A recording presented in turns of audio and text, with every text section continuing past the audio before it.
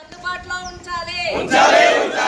ప్రజల ఇబ్బందులు, రైతుల ఇబ్బందులని గమనించాలి. జై జగన్, జై జగన్, జై జగన్, జై జగన్. రాష్ట్ర వ్యాప్తంగా గత వారం రోజులు పైబడి పెట్రోల్ డీజిల్ కొరత వల్ల ప్రజలు చాలా ఇబ్బందులకు గురయ్యారు. ముఖ్యంగా వ్యాపారస్తులు, అదేవిధంగా రైతాంగం చాలా ఇబ్బందులకు గురవడం జరిగింది. ఎందుకంటే కోతలన్నీ కూడా మరి మిషన్ కోతలు జరుగుతూ ఉన్నాయి. మనందరికీ తెలుసు వాతావరణంలో ఏ క్షణంలో ఏ విధంగా ఉంటుందని చెప్పి ఆందోళనకు గురవటం జరిగింది. అంతేకాకుండా అన్ని రకాల వాహనదారులు అందరూ కూడా ప్రజలు చాలా ఇబ్బందులకి గురవటం జరిగింది. అసలు దేశంలో కానీ ఏ రాష్ట్రంలో కానీ లేని కొరత ఆంధ్రప్రదేశ్ రాష్ట్రానికి ఎందుకు వచ్చింది? ఈ కూటమి ప్రభుత్వం ఎందుకు మేనేజ్ చేయలేకపోయింది? ఇదంతా కేవలం కుట్ర, కావాలని ప్రజల్ని ఇబ్బంది పెట్టడానికి, బ్లాక్ మార్కెటింగ్కి సహకరించడానికి చేసిన పనిగా కనబడుతూ ఉంది. ఎందుకంటే ఒక నిమిషం పెట్రోల్ ఫ్రీగా ఉందని చెప్తుంటారు, ఒక నిమిషం పెట్రోల్ అంతా ఎవరికి ఇవ్వద్దంటారు. నిన్న మొన్న అబ్బాయి పెట్రోల్ కొరత లేదని చెప్పి మరి కొంతమంది మంత్రులు కూడా స్టేట్మెంట్ ఇచ్చిన వెంటనే సంబంధిత శాఖ పౌర సరఫరాల శాఖ నుంచి ఏమొచ్చిందంటే బండికైతే 2 లీటర్లు కొట్టండి, కారుకైతే 15 లీటర్లు కొట్టండి, బస్సుకైతే 100 లీటర్లు కొట్టండి, లారీకి అయితే 50 లీటర్లు కొట్టండి, ఎవరన్నా టిన్ను కానీ చిన్న బాటిల్ తెచ్చినా కూడా కొట్టడానికి వీలు లేదన్నట్టుగా స్టేట్మెంట్లు ఇచ్చారు.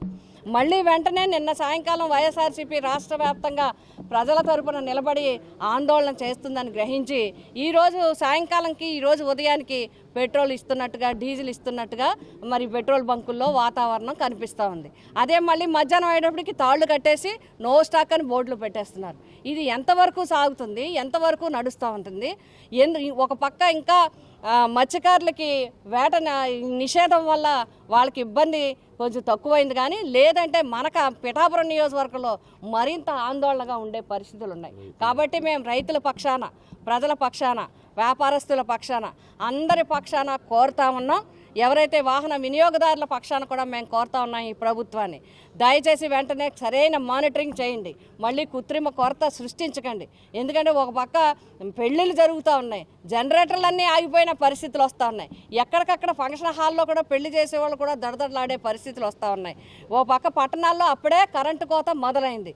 నిన్న కాకినాడ కొన్ని ప్రాంతాల్లో చూస్తే అరగంట నుంచి గంట కూడా ఇంచుమించుగా ఒక టైం గంట, ఒక టైం అరగంట, అలాగే అరగంట 3 సార్లు కరెంటు పోయిన పరిస్థితులు ఉన్నాయి.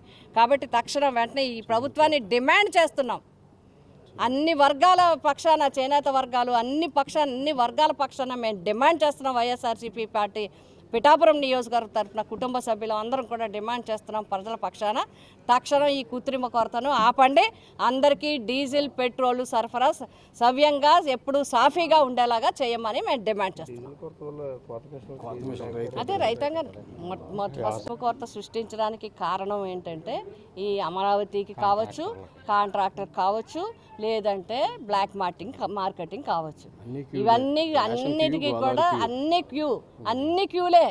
ఈ ప్రభుత్వం వచ్చాక అన్ని క్యూ లైన్లో యూరియా క్యూ లైన్లు, రేషన్ క్యూ లైన్లు, గ్యాస్ కోసం క్యూ లైన్లు, ఈవేళ పెట్రోల్ కూడా డీజిల్ క్యూ లైన్లు. ఇంకేదన్నా గట్టిగా అనుకుంటే దేవాలయాల్లో క్యూలు అయితే ప్రాణాలు కూడా పోయే పరిస్థితి.